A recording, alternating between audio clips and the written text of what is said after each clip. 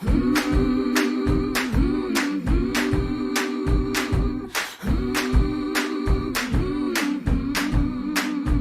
Life Uncloseted family, it is time once again for a Life Uncloseted Riff and Rant. That means it is the end of the week. We've already had our Life Uncloseted moment this week. And that also means it's time for me to just go off on something. I'm your host, Rick Clemens, and today I am going off on something we all say. All of us say, I don't know, I don't know, I don't know. Really? Now, sometimes we might not know. I mean, we might not know the winning lottery numbers. That's a pretty accurate statement, okay?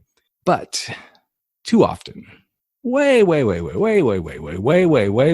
too often, we say we don't know about stuff, and we really do.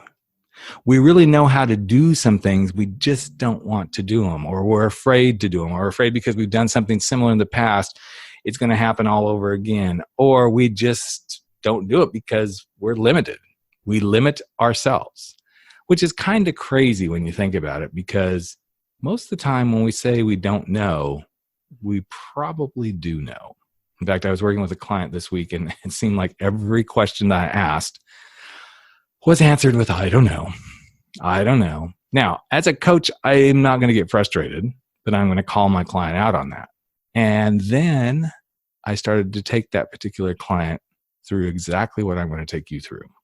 Because, see, there's some things that I know, yes, I do know, to be true, that when we say, I don't know, the best thing we can do is to make a list of everything we don't know. Everything we don't know about that particular situation, or about that person, or about that thing we're trying to do. Because once we get it out of our head and onto a sheet of paper, we uncloset the I don't knows. And we might actually be able to take and make a big frickin' bold move. And we might begin to apologize for not doing what we say we're supposed to do. So first step, when you're sitting there going, well, I don't know, is to take some time and write down everything you don't know about the situation. And then next to each of those things, so we're going to kind of do some column work here, okay? So I want you to think about, for this first part of the exercise, having a sheet of paper that you make 4 columns. And the first column is to make a list of everything you don't know about that particular situation.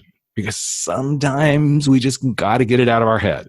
Right next to those things, write down all the feelings you're experiencing because you don't know. Now, it could be about a certain piece of the situation. It could be about something you're trying to learn. Write down how it makes you feel. Very, very important. Because oftentimes our feelings are driving our I don't knows. We may think we don't know something because it's scary. We may think we don't know something because it makes us feel stupid. We may think we don't know how to do something because it's upsetting. But the more we know the emotions that are showing up when we don't know about something, the sooner we can start to chip away at them and do something about it.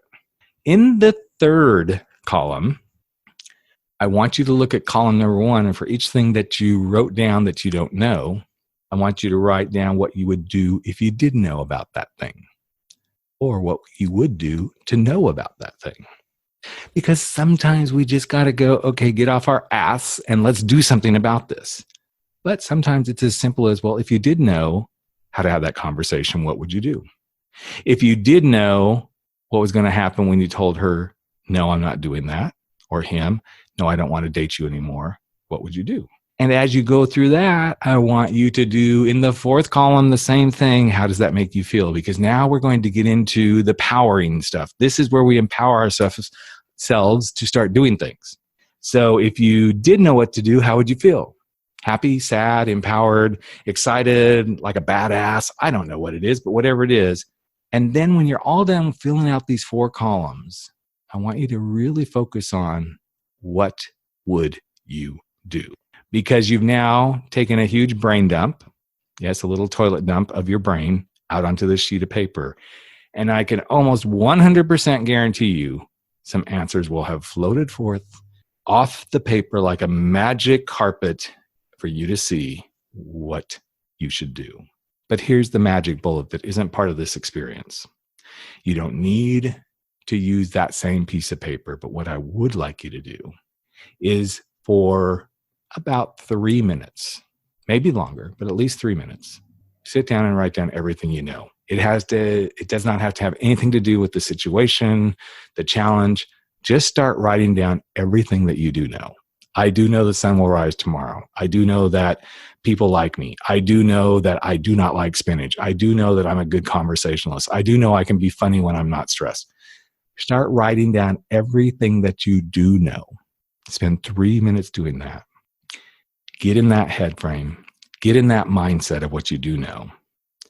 And then go back to the list of stuff that you say you do not know and look at it through the lens of how empowered, how excited, how proud, how energized you are from everything you do know. And I just bet you will start to find some answers. And as you start to look at it through that new lens, here's what I also want you to do is I want you to ask yourself, each time you look at the list of things you don't know, ask yourself how true that is. How true is it that you don't know how to do that thing? Because you're a smart person, you're a funny person, you're an innovative person because you can figure things out. Do you really not know? That is the question. So that's it for this week. I want you to go plays with the don't knows, the do knows. I want you to talk about in your own little head, how does that make you feel to not know something? How does it make you feel when you do know something? Because this is all about flipping this crap around. It's getting to the place of saying, I do know, and I'm going to do something about it. Because when you can do that, you can even know how to handle a bully, which is exactly the show we're bringing to you this coming week. When we have our next interview show, we are going to talk about bullying and a really great movie that's just coming out and what it means when you realize you are bigger than the bullies, because you do know how to handle a bully even when you don't think you do.